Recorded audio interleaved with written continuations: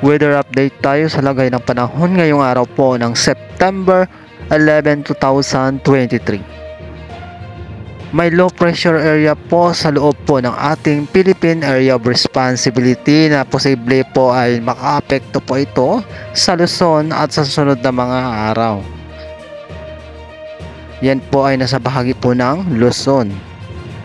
Nakaranas po tayo ng mainit na temperatura dito sa Luzon at may mga makulimlim na panahon ang ating nararanasan ngayon at makakapal na kaulapan dahil pa rin sa umiiral po ang habagat sa malaking bahagi po ng bansa.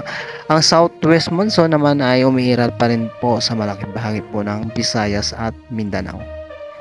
May LPA po sa labas ng ating PAR, yan po ay nasa bahagi po ng Pacific Ocean na posible pong lumakas at pumasok yan sa susunod na mga araw sa Philippine Area of Responsibility na posible maging isang ganap na bagyo.